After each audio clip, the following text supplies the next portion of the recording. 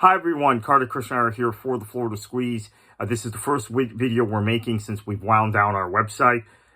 I'm focused on my role at the Boca Raton Tribune. If you want to read political commentary and just other general news about South Florida, local news, you can check us out at the BocaRatonTribune.com. There is a paywall there, and some articles are free, but many articles are behind the paywall, so apologize for that. That's just the reality of the way the business is today.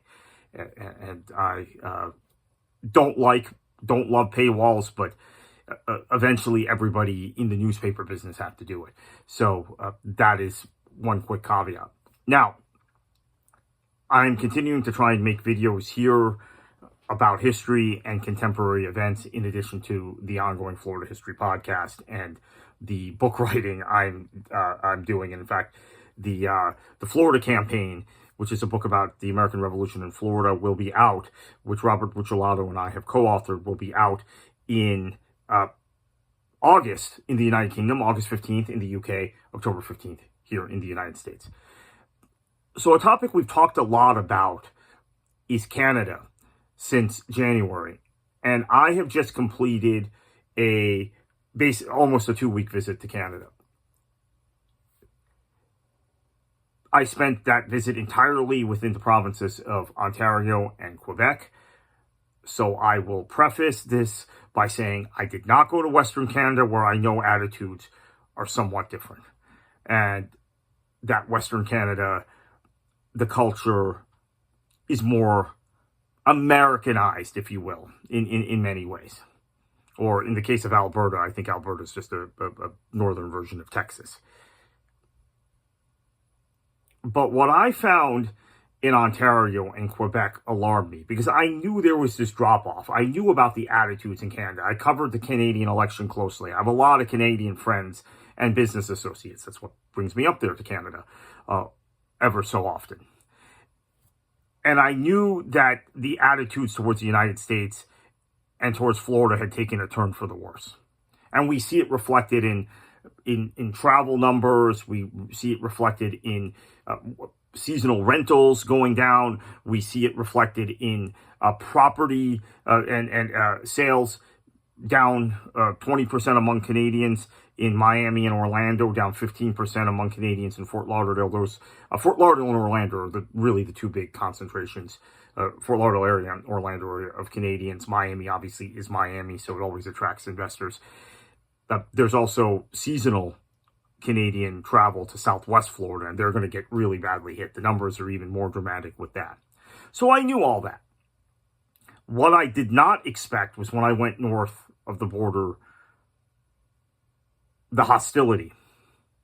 Now, of course, if you preface that you are not a supporter of Ron DeSantis or Donald Trump, the conversation is different, and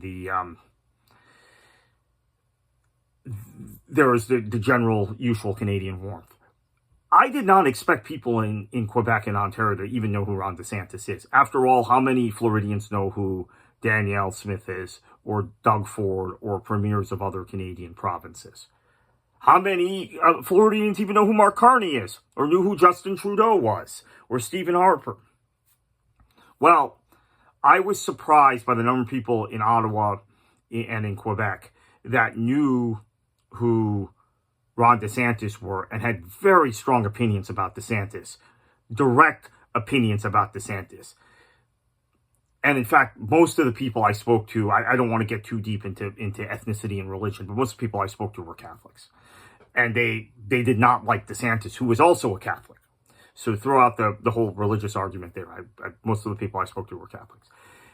And how they had such pronounced, strong views about him. I expected a lot of hostility towards Donald Trump. That certainly was the case. Okay? Not saying, they're softer on Trump than they are on DeSantis. No, that's not the case.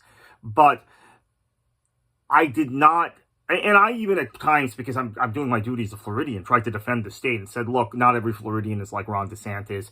And DeSantis is just doing it because he's going along with his political party. He really does love Canadians. But apparently DeSantis, and we know this, he's made comments about Canada going back to 2022. And in fact, this one of the things that re-entered my consciousness was the trucker protest that many in Ottawa feel desecrated sacred monuments within their capital city. The tomb of the unknown soldier, aspects of Parliament, the behavior of the trucker protest. That was all about COVID, by the way, and vaccines. And what happened in some of the museums and government sites in Ottawa in January and February of 2022. And people were telling me DeSantis, not Trump, DeSantis was the guy egging them on from the United States, and that most of their GoFundMe money came from the United States. And this is tantamount to American interference and interference by Florida's governor in the domestic politics of Canada. I hadn't really thought about it that way before, but it makes sense. And then you have people saying, when we began protesting, and the only power we have is the power of the purse, right? We have a militarized neighbor. We have a neighbor that is very aggressive toward us in its rhetoric.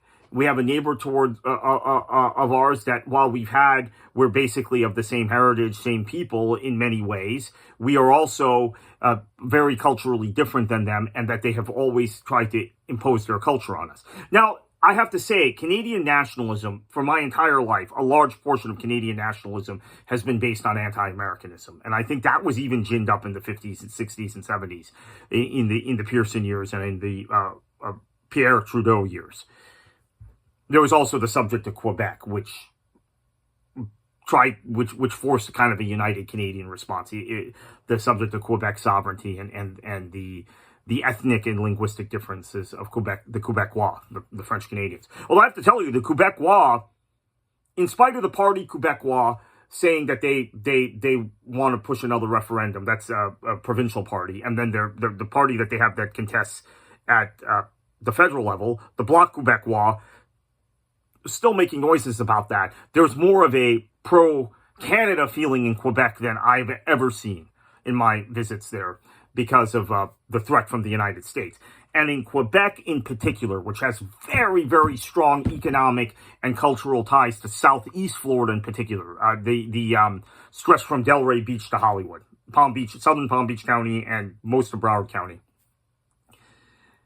The anger about Florida and Florida's attitude and Florida's culture and the governance of Ron DeSantis on cultural issues and on woke issues and on things like that really came out in these conversations. In addition to the conversations I had with people in Ottawa, which is in Ontario, by the way, which is the capital city of Canada, but is on the border with Quebec, right? Got to know what used to be Hull. Now, got to know on the other side is a French-speaking city, and there are a lot of French speakers in Ottawa, although it's a majority English-speaking city, but by far. And part of the reason it's a majority English-speaking city is that there's so many people from Asia, right, from South Asia in particular, Indians, but then also Chinese people and Filipinos who speak English, right? They don't know French.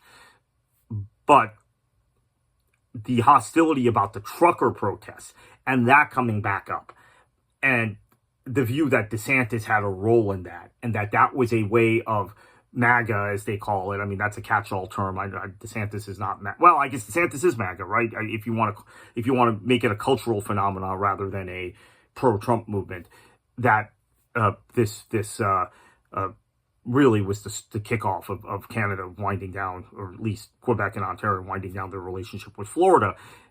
The subject of alligator Alcatraz came up to many people. It came up from many people to me. And it's just very, very sad. You know, one day I wore a shirt that said Boca Raton on it. And I was told, hey, no one said this to me directly, but I heard someone on the street say, this was in Quebec. Oh, don't bring that American stuff here. And that's the attitude. And then when you get deeper into conversations, they talk about how the American healthcare system is terrible and talk about guns a lot.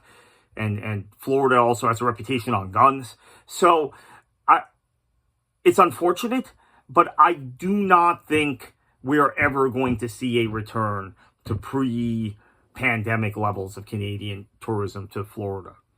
And in fact, 2024's numbers, which are often cited, over 3 million Canadian visitors to Canada, which is a benchmark that is not going to be met in 2025. I mean, we already saw about a 70% drop off in the month of April, if you compare April 2024 to April 2025, in terms of actual bookings on flights. Now, there are people who drive and stuff, but bookings on airplane flights between Florida and the provinces of Ontario, Quebec, and the Maritime provinces, which are Atlantic Canada. I don't think but that 2024 level was lower than the 2019 level. And this trucker thing I hadn't thought about, but that has affected some people's views of Florida. We're never going to get back even to the 2024 level based on my conversations. And that is very unfortunate for Florida. Canadians have a lot of disposable income. They spend a lot of time in this state. They spend a lot of money in this state. It's going to hurt small merchants. It's going to hurt small businesses. It's going to hurt retailers in the state. Now, what is DeSantis' response? What is the response of numerous Democrats who are in municipal governments in Palm Beach County and Broward County and Orange County, and obviously all the Republicans in Southwest Florida, all of these people who are impacted. The Tampa Bay area, I heard about people in Clearwater and Tampa. I heard one store merchant in the Byward Market in Ottawa told me it's really unfortunate. He has a relative in Tampa that he goes and visits a lot, but he's not going to go again to visit her. She's going to have to come to Ottawa.